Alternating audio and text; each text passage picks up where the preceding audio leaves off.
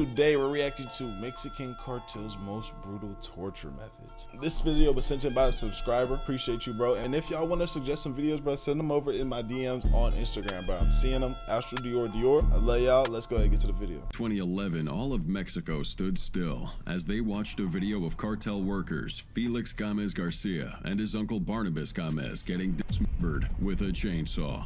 Cartels are known for their extreme violence, from getting beaten to death to being burnt alive. Here are some of the most brutal cartel execution methods. And you know how brutal you gotta be to sit there and watch that? Get through the... You getting there watching the shit cut through, motherfuckers? Alright, that's one down. Next nigga. Like, you gotta be so mentally gone. El Guiso, the stew.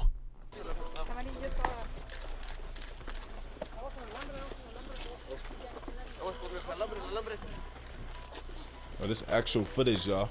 January 22nd, 2009, one of the most wanted criminals in Mexico, Santiago Meza Lopez, was captured by the Mexican army in the Baja Seasons neighborhood of Tijuana, in a house where he had been partying too much for several days, commonly known as El Pozolero, which means the pozole maker.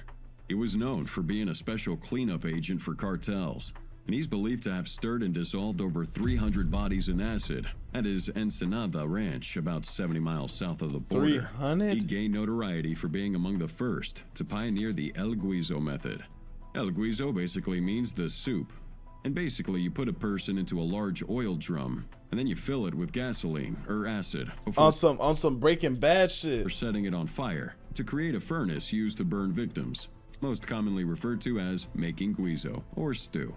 The originator of this technique remains unknown, but a few Mexican cartels have become infamous for using this preferred execution method.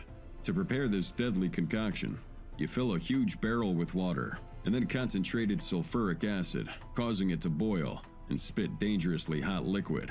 Once it's ready, victims will be dunked in while they're still breathing.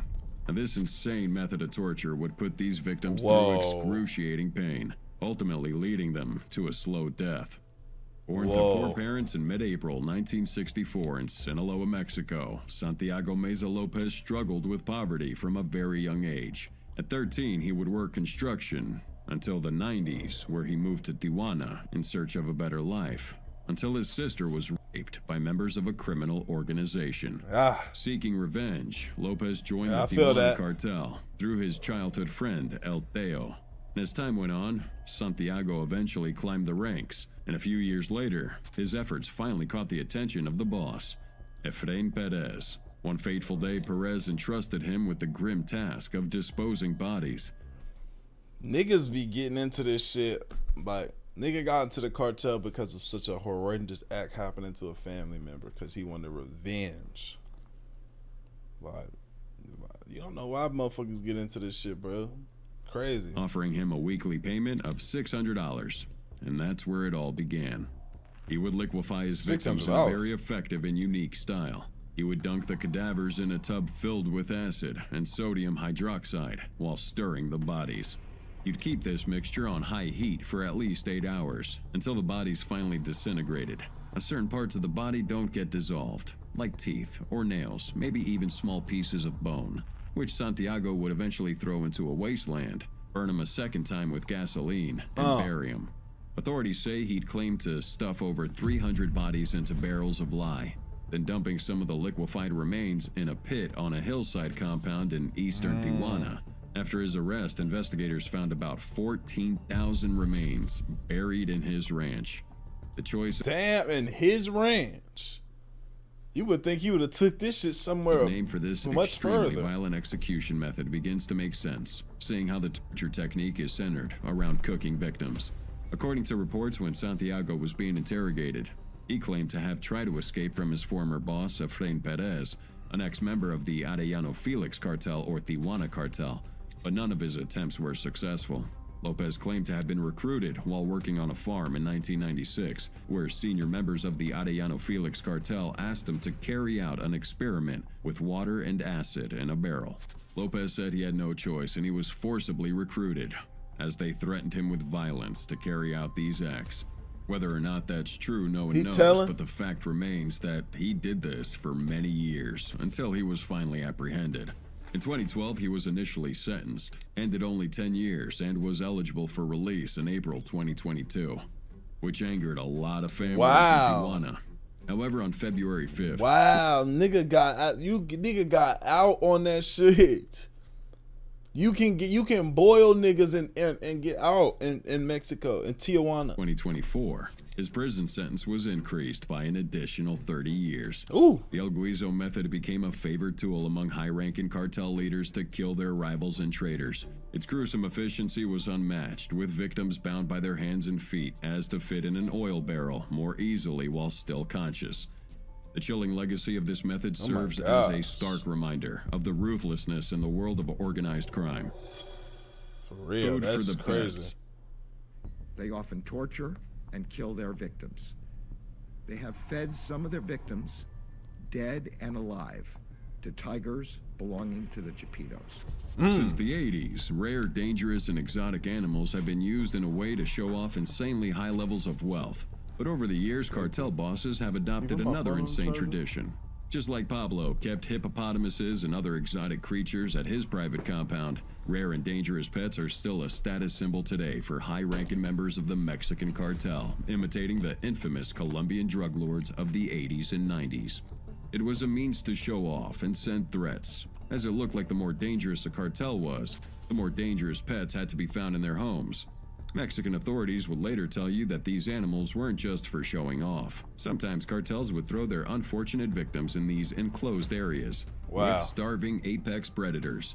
In the most wicked way, the cartel would have their victims beg for their lives in fear just moments before being torn apart by these.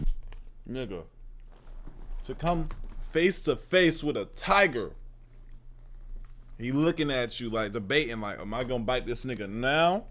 Or am I gonna save this nigga for later because I don't feel like eating yet? Wild animals.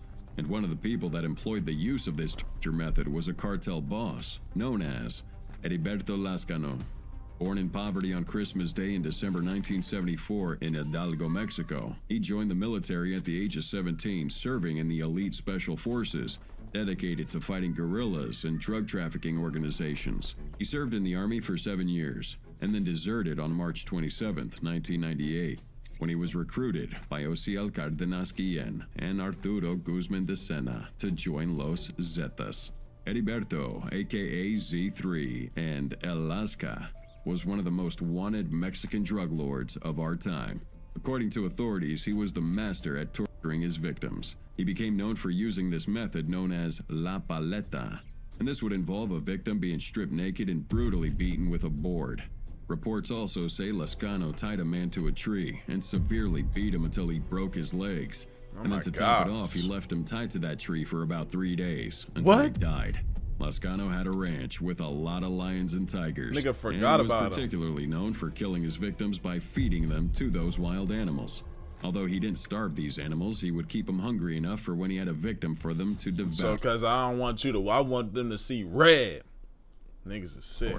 He said he was fascinated by the way his pets tore apart their bodies. He enjoyed watching the process of torturing his victims and would laugh at their pain. Now, the general process was that he would force these people into a cage and allow an audience to view the proceedings. Unfortunately, he never got a taste of his own medicine. Instead, he was killed in a 2012 shootout with Mexican military officials. Flaying. Summer of 2018. A video popped up online that shook Mexico, revealing a horrifying and unsettling scene. Filmed in the hills of La Union, near the border of Costa Grande and Tierra Caliente. It featured a gruesome murder of a father and son by members of a Mexican cartel. 2 men were tied up, made to kneel on the ground, having their mouths gagged and their hands tied tightly. The captors questioned the older man, beating him with what looked like a large wooden stick. The violence inflicted upon him was unimaginably horrific. And just when you thought it couldn't get worse, the father was beheaded right in front of his son with a small knife that looked like a pen. The most heartbreaking scene in this video was the son's reaction after seeing his father die. The shock factor in his tears moved the whole nation. The fact that the father chose not to fight against his captors was somewhat shocking. It appeared as though he I mean, somehow, some way, they probably would make that shit worse, though, huh? It accepted his fate, perhaps as a result from the trauma from previous beatings, or from being paralyzed by the severity of the situation.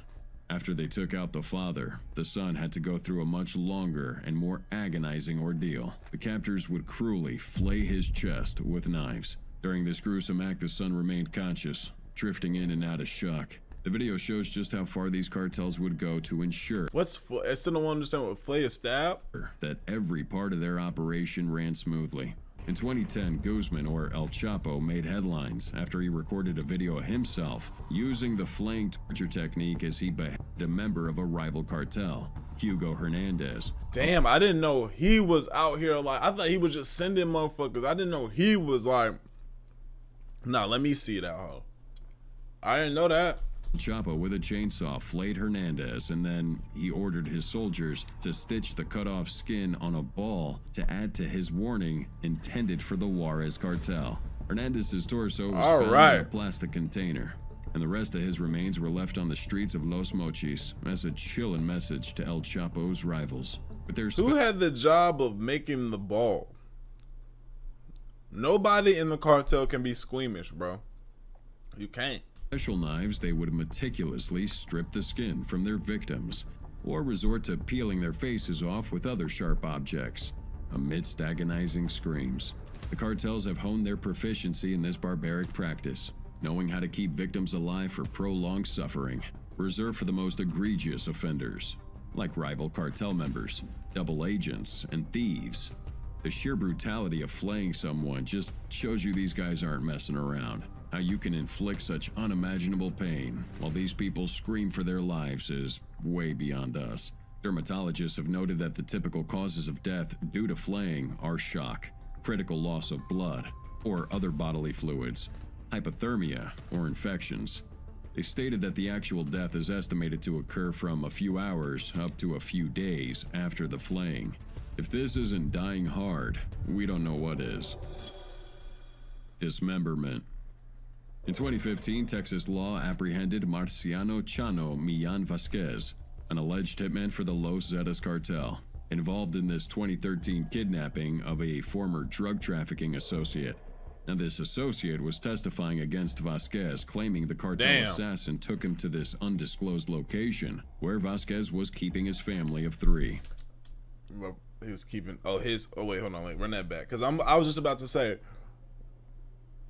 telling on the cartel, there would have been Now, this associate was testifying against Vasquez, claiming the cartel assassin took him to this undisclosed location, where Vasquez was keeping his family of 3. Oh, I see. Okay. All right. In his words, when the hitman removed his blindfold, the drug associate saw a couple and their daughter standing near a flaming barrel.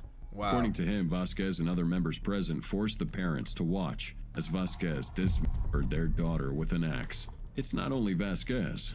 A lot of people in the cartel execute their victims through grievous acts of injecting them with either morphine, adrenaline, or heroin, which would affect their central nervous system and make them stay awake through the process, and then would make the use of heavy, sharp blades and sometimes that nigga, that's different. Whoa. Even kitchen knives to chop off the victim's limbs completely. Throughout the torture, these members would avoid cutting close to vital organs to keep the victims in agonizing pain for much longer. The combination of blood loss, infections, and shock from extreme pain is the perfect torture cocktail to get people ready for the pearly gates. These poor souls have no choice but to give up whatever information they're withholding. For real. Please stop this, please. What do you want me to tell you? And the knot would die from the pain. It's a case of killing 2 birds with 1 stone, putting the victim through a slow and agonizing death as well as making the body disposal easier. In some cases, the body parts are left in public areas to serve as a message, threatening those who go against the cartel that put it there. A well-known example, October 2010, Israel Ricon, a cartel member, wasn't just murdered, but was dismembered for killing the son of one of El Chapo's allies. When El Chapo got his hands on him, he had him tortured until he fell unconscious. But he had a doctor on standby to make sure he didn't just die too quickly. El Chapo ordered his men to brutalize him in all sorts of gruesome ways, which ended in the dismemberment of his limbs. And his remains were later dumped into the Mexican city of Culiacan. On their torture shelf, dismemberment is that brutal tactic showcasing their sheer cruelty that is buried within these cartels. Beheading by chainsaw. In 2011, Felix Garcia and his uncle Barnabas Castro were viciously beheaded. Their demise is one of the first executions by the cartel uploaded for the world to see. Uploading Someone is in a crazy. ski mask carrying a chainsaw, positioning the moving blade to their neck, and you can already guess what's coming up. These men who worked for the notorious Sinaloa cartel made the big mistake of stealing from drug lords. What? Bro, you know, I would not even think if a nigga brought an idea to me. Hey bro, we thinking about doing this to one of the bosses. We thinking about stealing from the bosses, bro. You trying to get in on this? Just so they don't try to turn around on me and be like, yeah, but let's do it. I'm going straight to them niggas. They said that they was gone. I'm not getting, my family not getting destroyed because of y'all. I'm not getting destroyed with my lower intestine wrapped around a street pole and shit because y'all niggas want to do some stupid ass shit. I'm not doing it. It was them, Mr. El Chapo, sir. Nigga got me fucked up. Because of this, they paid the ultimate price with their lives. But this isn't the only gruesome tale we can think of. In August 2008, notorious cartel boss Moses Escamilla May was arrested shortly after he was alleged to have beheaded 12 people in Yucatan, Mexico. These are just a couple of examples, and everyone in and around Mexico knows that getting involved with these cartels is like signing a death sentence. Wow. How many movies do you need to see that glorify these tales? But in our digital age now, we have them videotaping their killings and carry out these beheadings like Iraqi insurgents sending out a message to rival gangs or the government. In September 2011, the Mexican police found 5 decomposing heads left in a sack outside of a primary school in Acapulco. Oh man, Dozens come of on, schools bro. were on strike over security concerns as violence ramped up in the region. 11 years later, on the other side of the country, 5 more decapitated heads were found in an ice cooler in Tamaulipas. These tactics aren't limited to some cartels or regions, but have found application all across Mexico for years. They wouldn't only cut off the head of rival cartel members, they would also attack Mexican journalists who've been critical of their activities, sending a clear message to anyone else who dare to speak out against them. A brutal twist to this practice is that sometimes these beheadings are intertwined with the group's belief system, performed ritually to fulfill religious or spiritual demands. Cannibalism. Cannibalism within the narco world has been an open secret in recent years. The CJ&G, led by Cervantes or El Mencho, has hit the headlines due to these accusations of cannibalism. The CJ&G has become one of the dominant cartels in the country, operating in at least 35 states across Mexico and Puerto Rico. The cartels need to ensure that their recruits can handle these increasing levels of violence mentally. They have to suppress their empathy for those they kill or torture and forget that they too are human beings. So, cannibalism was used as a form of training for recruits to desensitize them to violence and breed fearlessness within them. These shocking public displays of aggression are used to threaten rival groups and show dominance as part of an arsenal of techniques, including demonstrating new weapons and military technologies owned by the group. They're taught how to sever fingers and toes, the cartel's favorite torture technique for interrogating rival gangs. During the training process, recruits have to eat dismembered fingers, and upon passing this trial, they progress to larger body parts. If anyone vomited during this ordeal, instructors would retrieve those regurgitated body parts from the ground and force the individual to Oh man, nah. The pay can't be this good, bro. The pay and the lifestyle can't be this good to endure this. The niggas that get recruited to this one gotta be on some y'all are going to be a part of this, or we're killing everybody. That's the only way they getting me. Voluntarily, no. This sound like the right, bro. Being a part of cartels, like I'm not that gangster, bro. I'm not. Ingest them again. Furthermore, these recruits also I'm not had to about sleep that beside shit. deceased bodies at night, aiming to desensitize them to death. Experts suggest that this vicious initiation ritual instilled a warped sense of loyalty to the cartel by dismantling their sense of self-identity.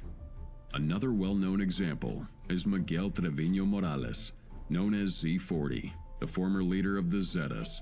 And Miguel had a gruesome habit of consuming the hearts of his victims. He did this as a spiritual ritual, believing it would grant him invincibility against his enemies and authorities. He also did this as a form of warning to rival cartel members. According to a former hitman, Miguel wouldn't only eat these body parts, he would sometimes force other victims to partake in this cruel tradition. Psychological warfare. Contrary to popular opinion, torture isn't always about getting information. Cartels know that most times people will say whatever just to make that pain go away. The real purpose is to scare other people, so no one can go against their wishes. Cartels could make use of their insane psychological torture by keeping victims in small rooms with limited food and water, just making them live in fear, and then would use prolonged isolation with terrifying sounds and images, and even mock executions to break them down physically and this definitely got to be one of the worst ones right here, though. Yeah. emotionally. For the smallest of reasons, some victims would lose a finger and ultimately Like would leaving have me in a no room for fingers 10 left. for They'd be left 10 afraid of days what and is to shit. I don't come, know what time it is. Something worse always comes. Their cruelty knew no bounds. So I'm so like fucked up with the time thing. I remember I was laying down, my girl came and woke me up. She said, "It's time to get up, baby. It's 12 o'clock." I said, "What?" I got up. I'm like, "Damn," I'm moving around. I go, some time goes by. I actually go check my phone. They say 9 o'clock. My brain was so fucked up about, like, I was so threw off just by that alone. I was like, it's not. You know what I'm saying? sometimes they would slowly dismember their bodies or utilize any gruesome torture method they could think of. This gives them the power of intimidation, and they need that power to remain at the top of the chain. A scary thought about these Mexican cartels is that they don't only intimidate the public and their rivals, but sometimes even go after innocent people like the former mayor of Tiquicheo, Maria Santos Gorostieta Salazar. In November 2012, Maria was kidnapped by the Knights Templar cartel and made to watch as her husband was burnt alive with a blowtorch and dismembered. She then saw him kill 4 more victims in the same way. Then they proceeded to sexually assault her before they finally decided to kill her. Her autopsy reported that she died of a traumatic head injury. The Mexican cartel combines extreme violence with psychological manipulation to control their victims, using brutal murders as a warning to comply with their demands. Tehuacanazo. February 12th, 2019. During the heavily publicized trial of El Chapo, a lot of Sinaloa torture methods were made public. And one of them that stood out was waterboarding. And this is an insane method of punishment, also known as tehuacanazo in Spanish. It involves pouring water on a cloth and placing it over the face of the individual being punished, and you restrict them from breathing. Various forms of waterboarding have been practiced for centuries. It was used in the Spanish Inquisition from the 16th century, by Dutch traders against the British in the 17th century, even the Japanese army during World War II, and by the Khmer Rouge in Cambodia back in the 70s. But despite how many times it's been used in the past, cartels now have added this deadly Mexican twist to it. This torture technique forces the trauma of drowning as well as causing extreme pain to its victims.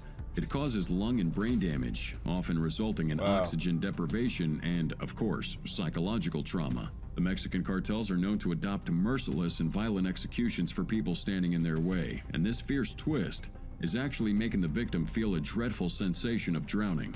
Tehuacanazo really is just waterboarding, but instead of using normal water, the cartel would use carbonated water. In their case, they force the water down the victim's nose, and in more extreme cases, the carbonated water is spiced with chili pepper. Oh my gosh. Every time you think it's some shit, they just take it a step further. Who they got writing this shit? Carbonated water, don't use regular water. And put chili powder in that shit. Damn, you just came up with that off the top? The washcloth also makes it 1,000 times worse. As your face is covered, you are filled with fear of drowning, the heavier the cloth feels on your face. To prolong death and increase the torture, cartels pour water intermittently for as long as possible. If the liquid is poured uninterruptedly, it can lead to death. In simpler words, it's torture out of control. Hanging. In 2016, Mexican authorities found a body hanging from a bridge in Tijuana, just 10 miles south of the U.S. border. The San Diego Union Tribune reported that from January to October 2018, the drug trade had caused the loss of more than 1,025 lives in Tijuana. But just to show how regular this insane occurrence has become in the region, November 2021, police pulled 9 bodies down from a bridge in Zacatecas, left as a warning between rival cartels. This was an act of retaliation for the mutilation of 14 men, most likely from Los Zetas, who were found in a minivan in Nuevo Laredo. The bodies were set up around 6 a.m. and were hanging for about 4 hours before the cops came to pull them down. Hanging people in public sends a message over the turf in disputed areas. These victims are mutilated, abused, and just hanged carrying signs for all to see.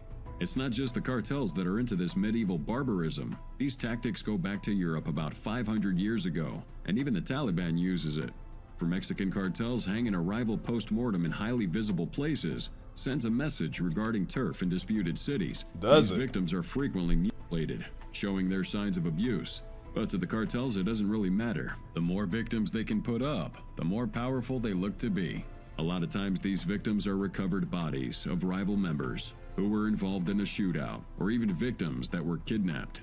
This execution style shows exactly why most of these killings happen, to show who's boss in the area. The cartel kitchens. Mexican government figures indicate that at least 60,000 people have disappeared since 2006. Yet a 2015 report found only 6 federal court convictions for the crime of forced disappearance. Wow. The root cause for most of these disappearances? Cartel kitchens. These infamous cartel Mexican kitchens play a vital and disturbing role in their bloody campaign on the streets. If you step inside, you see bloody handprints on the walls, stained clothes, plastic cable ties, machetes, and, as one person observed, the crunch of bones beneath a thick blanket of ash. This was the scene at La Galleria Ranch in northern Veracruz, which is being operated by the Los Zetas cartel.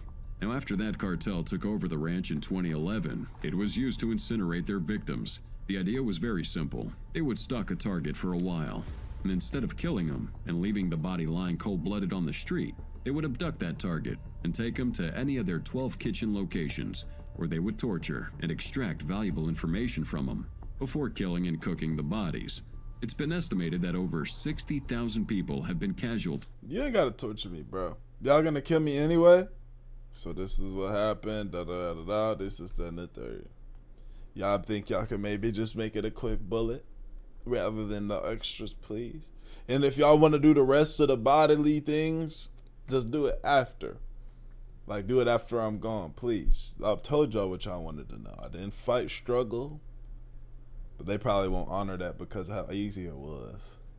I don't know, man. I don't know what to do. I know what to do, not get involved in none of this shit. And I'm not going to certain areas. All my Hispanics watching, hey, my Mexicans, hey, y'all, hey, where can I go if I want to visit? I'm going resort only. I want the lowest chance. If I take my girl to Mexico for a beautiful trip, it's beautiful. I know it is. I want the lowest chance of getting abducted by the cartel and having to work for them or just anything. Where do I go? Thank you. Of cartel kitchens in Mexico alone. These disappearances have been carried out by different crime groups all around, with motives including kidnapping for sex slavery, organ harvesting, forced labor, ransoms, and even repression of political activists and journalists. The Mexican authorities are reported to have gone through mountains of human bones, fragments of teeth, nails, and more, in hopes of identifying hundreds of victims that have been tortured in these kitchens. Anyone finding themselves in one of these kitchens experiences an immense form of psychological torture. At first, you see gruesome sights and the sounds of other victims screaming in pain, which is enough to break even the strongest of hearts before the actual torture starts. Families are upset and frustrated that this kitchen at the ranch is not a recent discovery. Since 2017, They forced authorities to search that property more than 4 times, and each time they've done so, they found things that the previous searches had overlooked. 6 decapitated victims, femurs, pelvises, jawbones, as well as hundreds of other bone fragments, some which were burned, were all discovered during separate searches. If one of your loved ones was caught up in these kitchens, how would you feel about your government? For all the families that have to undergo these disasters, bro, I pray for them, bro. That being said, man, let me know what y'all think, bro. Like the video, sub up, comment up, binge videos on the channel. I love you, I appreciate y'all, great for y'all, and we gone, man. ADD land, do it.